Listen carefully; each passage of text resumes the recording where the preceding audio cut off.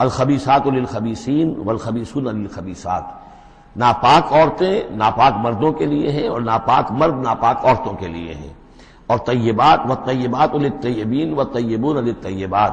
اور ستھرے اور پاک باز جو خواتین ہیں وہ پاک باز مردوں کے لیے ہیں، اور پاک باز جو مرد ہیں وہ پاک دامن خواتین کے لیے ہیں۔ اولئک مبرؤون مما یقولون، یہ لوگ بری ہیں ان چیزوں سے کہ جو لوگ کہتے ہیں۔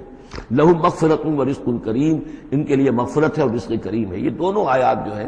در حقیقت اخلاقی تعلیم کی نوعیت کی ہیں کہ اتنی اخلاق کی حس معاشرے کے اندر رہے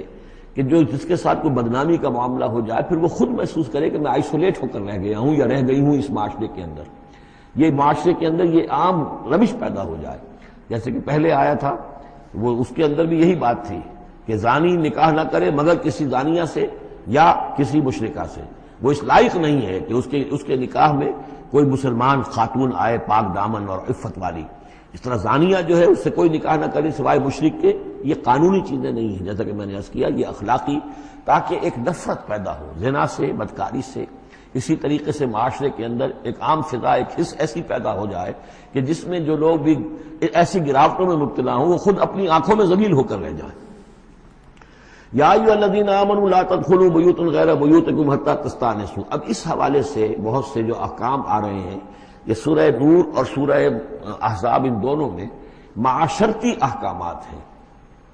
معاشرتی احکامات میں خاص طور پر وہ جو ایک آیت آئی ہے سورہ بنی اسرائیل میں، وَلَا تَقْرَبُوا الزِّنَا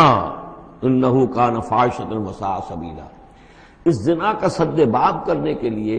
اسلام کے معاشرتی نظام میں بہت دور دور تک اقدامات کیے گئے ہیں۔ قریب مت جاؤ زنا کے، یعنی زنا کو ایریڈیکیٹ کرنا معاشرے میں یہ ایک بہت بڑا آبجیکٹو ہے، اور اس کے لیے دور دور تک اقدامات، مثلا پردہ ہے، ستر ہے، لباس کے احکام دیے گئے ہیں۔ معاشرہ جو ہے ہمارا جو ہے وہ مکسڈ سوسائٹی نہ ہو، مخلوط معاشرہ نہ ہو، مردوں کی ذمہ داریاں علیحدہ ہیں، عورتوں کی علیحدہ ہیں،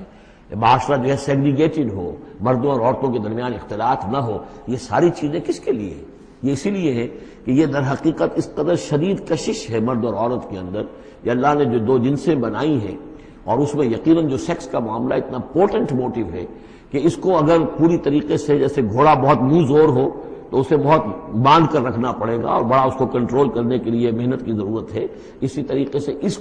سیکس کو ڈسپلن کرنا اور صحیح انداز میں اس کو جو ہے ہارنس کرنا، اور اس کے لیے یہ ہے کہ غلط راستوں سے اس کو بچانا، اس کے لیے بڑے دور دور تک احکام دیے گئے ہیں۔ یہ پورا معاشرتی نظام اسلام کا اسی بنیاد پہ اب قائم ہے۔ اب اسی میں سے مثلاً یہ گھر کی پرائیویسی بھی ہے، ایک گھر ہے، گھر میں ایک شوہر ہے، اس کی بیوی ہے، اب آپ فوراً چلے گئے سیدھے گھر کے اندر، نہیں،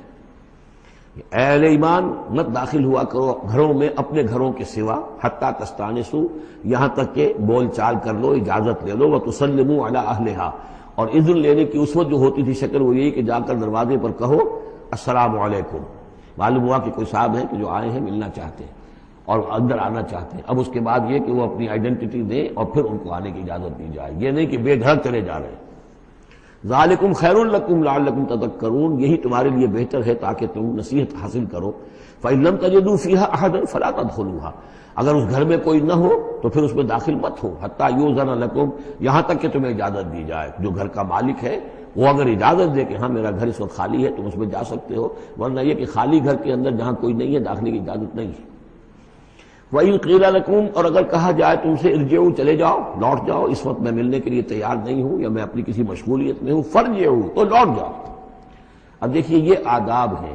ہمارے ہاں یہ ہے کہ آپ پہنچ گئے، نہ ٹائم لیا ہوا ہے، نہ پہلے سے طے ہے، آپ سمجھتے ہیں کہ مجھے ریسیو کرنا اس کا فرض ہے، کیوں نہیں ملا؟ اس نے انکار کر دیا تو اس کا مطلب یہ کہ بڑا متکبر ہے اور بہت یہ جو ہے شخص جو ہے، یہ نہیں۔ اگر تو آپ وقت طے کر کے گئے ہیں تو اس کا فرض ہے کہ وہ آپ کو ریسیو کرے اور آپ کو وقت دے، لیکن اگر آپ اچانک چلے گئے ہیں تو آپ کو اس کی پرائیویسی پر آپ جو ہے حملہ آور نہیں ہو سکتے۔ وہ اپنے کس کام میں ہے، کس مشغولیت میں ہے، اس کی کیا اہمیت ہے، آپ تو اس کو نہیں جانتے۔ اگر وہ گھر والا کہہ دیتا ارجعوا، وَإِن قِيلَ لَكُمْ ارْجِعُوا فَارْجِعُوا، تو لوٹ جاؤ، ہوا اذکیٰ لکم، یہی تمہارے لیے زیادہ پاک ہے، پاک بازی کا معاملہ، واللہ بما تعملون علیم، اور جو کچھ تم کر رہے ہو اللہ اس سے واقف ہے۔ لیس علیکم جناح ان تدخلوا بیوتا غیر مسکونۃ، اس میں کوئی حرج نہیں ہے کہ تم داخل ہو جایا کرو ایسے گھروں میں کہ جن میں سکونت نہیں ہے، جس میں کوئی لوگ رہتے نہیں ہیں، ریزیڈینشل نہیں ہے۔ اب گوڈاؤنز ہیں، اب ایسا تو نہیں کہ گڈاؤن میں آپ نہیں جا سکتے، سامان پڑا ہوا گودام ہے آپ جا سکتے، فیہا متاع لکم، اس میں تمہارا سامان ہے، تو یہ وہی گودام والی بات ہو گئی۔ واللہ یعلم ما تبدون وما تکتمون، اور اللہ جانتا ہے جو تم ظاہر کرتے ہو جو کچھ تم چھپاتے ہو۔ یعنی قانون کی اصل روح کو دیکھنا چاہیے کہ یہ جو روکا جا رہا ہے کہ گھروں میں داخل نہ ہو، تو یہ اصل میں جو پرائیویسی ہے گھر کی اور فیملی کی، اصل میں اس کو ملحوظ خاطر رکھا جا رہا ہے، نہ یہ کہ آپ کہیں کہ صاحب ہم گودام میں بھی داخل نہیں ہو سکتے جب تک کہ پرمیشن جو لکھی ہوئی ہے وہ ہمیں مل نہ جائے۔